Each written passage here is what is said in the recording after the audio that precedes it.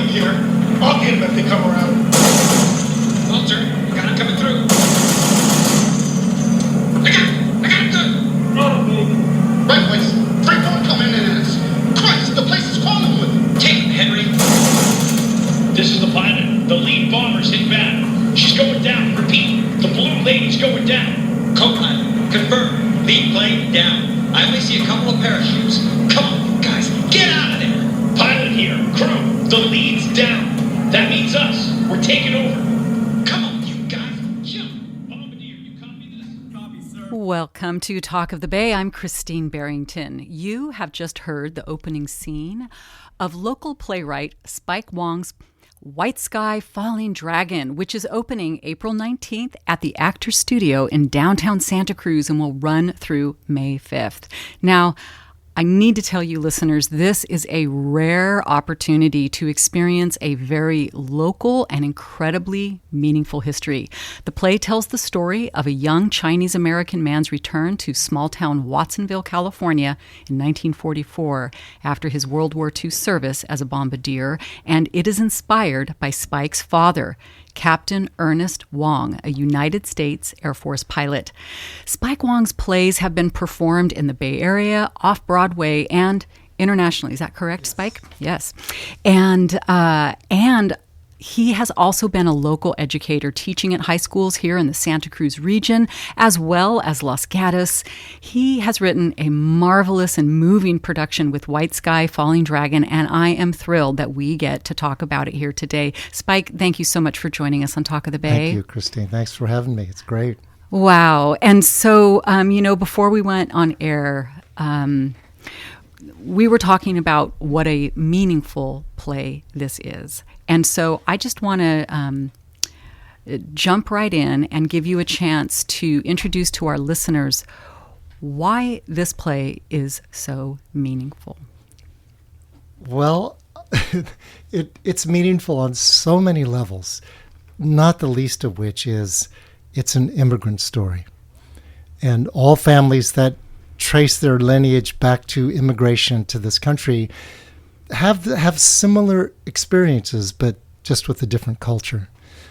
But another aspect is it's honoring all types of people who commit to military service, who feel certain commitments to the country.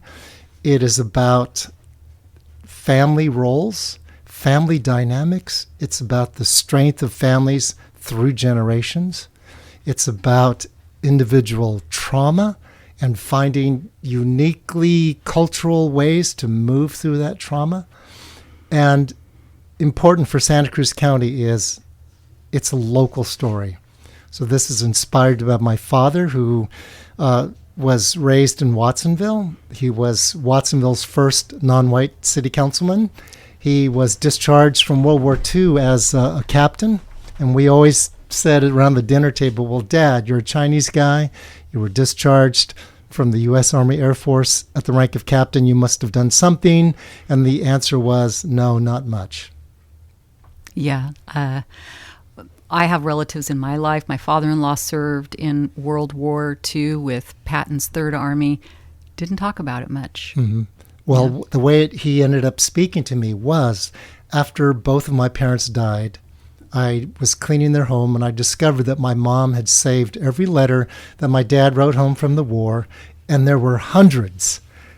So I would stay up at night reading these letters and their romance when my dad was 19 and she was 17, and the extraordinary historical moments, their feelings about it, their experiences, it had to come out in a play. Now, I listened to some other interviews that you had done, and you said it really started unrolling inside of you, right? Yeah. Yeah. Mm-hmm. It was truly this story moving through me. And without being too maudlin about it, it was really the experiences and the voices of my ancestors going all the way back to a little peasant village in China that doesn't even exist anymore, and feeling that strength of, you know what, all of those peasants chipped in a little bit of money. They somehow got my grandfather here. dreaming someday that somebody like me would be born, somebody relatively highly educated, somebody making a good living as a professional, and somebody who was an educator, and somebody who had this better and more beautiful life. And it's that sense of duty and responsibility and obligation to honor them as well, which is in this story. Yeah, and we don't want to give the story away. I'm so tempted to talk about, your so many aspects of the play, but what we really want is for y'all to go see the play, which is going to be at Actors Theater, which is downtown Santa Cruz, opening April 19th, playing through May 5th. And of the many layers of meaning, we were talking before we went on the air of how personal this is, how you're not a composer, but you composed music. And you also, aspects of the set are furniture from your parents and grandparents' home. And so let's talk about some of these incredibly layered, personal layers of meaning that are on that stage. Yeah. One of the things I found out was that the story had, it was compelling me to make this quantum leap in what I could do on stage, to the extent that in order to present Cantonese Chinese American culture authentically, it meant I could not turn it over to another company or another director. So I decided the only way to ensure that is to fund the production myself, the first one in Mountain View. And this one is a co-production with Santa Cruz Actors Theater. So the personal connection is that in order to create an atmosphere for the actors, and hence an atmosphere for the audience that was just oozing with the depth and the sensitivity of the culture, it had to feature things from my grandparents' home. Even the uniform that the lead actor wears, it's the uniform my dad came home from the war in 77 years ago. Part of the costumes that the lead female wears, they're actually custom-made Chinese gowns made for my mother many, many years ago. So that the whole set has these pieces with history, but even the costumes we have, they bear a kind of testament for both the actors, and because the actors feel the weight of this, the audience gets the same feeling, even though they can't identify where it's coming from or what it is. But it's this sort of grand gesture through the ages that all of these sacrifices have landed here so that I have an opportunity to present this story. Yeah, and so much of our understanding and experience of the world actually comes to us through our felt sense. There's this Cartesian idea, I think, therefore I am, and more researchers are coming to say, no, actually, it's I sense, therefore I am. So the fact that you've written the play, you've directed the play, your families, many of your families' precious, clothing, furniture, it's just layers upon layers of a lived world coming to life there for all of us who get to witness it. And I was saying, I love to go to a theater in San Francisco that does a lot of culturally relevant works, and they call themselves an empathy gym. Wow. And I love that. I think that's theater at its best, right? Yes. We get to, it's so hard in our modern society. Like you and I might meet at some function here in Santa Cruz, and I wouldn't get to know your family history, like getting to experience your play. And so we get to immerse ourselves in another world that's written with love and care and artistry and channeling, like you say, your ancestors, and then it enters into us. And then, those of us who aren't a part of the Chinese American experience, we get a layer of understanding we otherwise wouldn't have. Yes. One of the great things about that kind of understanding is this, something that I didn't expect. As I was writing the play, I was very, very cognizant of trying to be as culturally accurate as I could be according to my experience. I know I'm Cantonese Chinese American. I know I lived with my grandparents for a while. So I was trying to present this experience as very genuine and real. What I discovered was that deeper I got into it so that I could heighten the sensitivity and the precision of the portrayal of the culture, the deeper I got into it, the more I came to understand it's universal. Mm-hmm. And on opening night in Mountain View in 2022, a woman came up to me. She was a relatively recent immigrant from Chile, and she said, I came to this country 9 years ago, and that story on stage was my story. She had locked into the immigrant experience, the difficulty, the challenges, the ways to work hard to try to find ways through and around these obstacles. So there's lots of layers that I was mentioning earlier that allow the audience to connect with this play on different levels. Yeah. And listeners, in case you've just tuned in, you are listening to KSQD in Santa Cruz, KSQT Prunedale, and we are community radio for all of the Monterey Bay. I have with me in the studio Spike Wong, playwright and director of a marvelous production that depicts a local story that played out in Watsonville in the Chinese American community. And it is opening April 19th. It's playing through May 5th. And so I heard you also share a story of a Greek man that came up and basically said the same thing. You were like, this big burly guy came up and he's like, this is my experience, right? So that was phenomenal. He came up and he had a look on his face, and I didn't know if I should run or stand and talk. And he came up and just grabbed my hand and shook it. And he looked me in the eyes and he said, let me tell you something.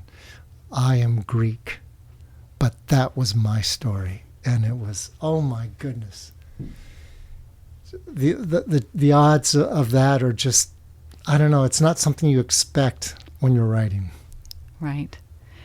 You had said something also before we went on air that this has been a labor of love and something into which you've given sort of everything you've got because you wanted one chance. Could you share what you said to me? You know what comment that you were like, I want this one chance. Oh yeah. It was the deeper I got into the writing of this, the more I realized it was just this powerful story, feeling moving through me, because I wrote this in 2 countries. I actually started here in Santa Cruz and I actually finished it in Barcelona, of all places. But one of those issues is that I realized that in my lifetime I wanted to take that one opportunity at grandeur, to do something regardless of the cost, because it was so important to do. And not just artistically, but with my life in a way that would somehow uplift other people by opening up their perspectives on things. Yeah, there's this saying that theories divide people and stories unite them. Yes. Stories are our most fundamental language. A well-told story can erase barriers and open pathways to solutions that no amount of debate and arguing and theoretical juxtapositions you can come up with. And this story that has been so moving for so many people is like, again, is a story of lived life that, you know, if we're thinking, a family and the garden and in their living room and on the basketball court, pretty ordinary stuff. But the ordinary often is the extraordinary, isn't it? It's often like being a playwright is frequently like being a poet, where you're looking for the extraordinary in the ordinary. Mm-hmm. And in this case, you know, I didn't have to look very far because I was feeling so strongly. Yeah. And so I do want to say, so this was a play. It's a play in 2 acts, right? And yes. It opens big. It opens in the theater of war, which, if those of us who were listening when we started, in a squadron of B-17, some 66 strong, right? Flying a mission. Around there, yes. Around there. And so it starts really big, and then it lands like very intimately in the home of your family. Yeah. And if you would you be willing to share the story about your uncle? Oh, yes. Well, you know, you never know who's going to be in the audience, and you certainly cannot predict any sort of a reaction. But on closing night in Mountain View in 2022, I came out of the theater to discover that 2 of my former students had stopped by my uncle's home in Watsonville. My uncle's 92. They took him to the play. He watched it. And when I came out after the show, he was standing there, and we hugged each other, and then we spontaneously started weeping, at which point he whispered in my ear, "Tonight you saved my life." And it took me a few days to figure it out. But what happened was his wife had died about a year and a half before the play, and he had been spiraling down. It was in a very dark place psychologically. He was the only guy to see this play who knew all of the characters on stage at the ages that they are on stage, so that when the character who manages to find the way through tragedy is speaking, it was as if she was speaking to him. And he took it in so deeply that it lifted him out of this depression. Tonight you saved my life. Just extraordinary. Meaning is sort of my icing on my cupcake of life. And I'm going to ask you a tough question, but I think you might be up to it. How, as an artist and a playwright, somebody who also educated young people for years, so you're deep in the human experience, how does one define meaning? Yeah. How do you define it, or how do you experience? What is it? What is it? There are a lot of philosophers who maintain that basically, if it means something to you, it's meaningful. Which, in a roundabout way, is perfectly fine. But I think, really, that the meaning is based on what your philosophy of life is, what your principles of how you live really are. And for me, it's been a lifelong attempt at giving. If I'm in a position to give or to help, I want to try to do that.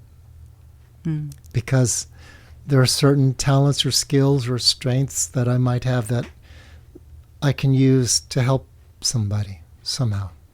Right, and that's what you see with a lot of the characters in this play. They're all, it's like, molecules exchanging energy. They're bumping into each other, and they're trying to find a way to love, trying to find a way to help, trying to find a way forward in a moment that has been shattering. It's been, World War II was shattering globally, shattering for the soldiers, for, the Air Force pilots, what they did to go up in the sky and be trapped, right? You cover that really well. It is that feeling of being trapped, because as part of my research, I actually flew in a B-17 bomber in the bombardier's compartment. My dad was a bombardier, and I was actually wearing my dad's leather flight jacket.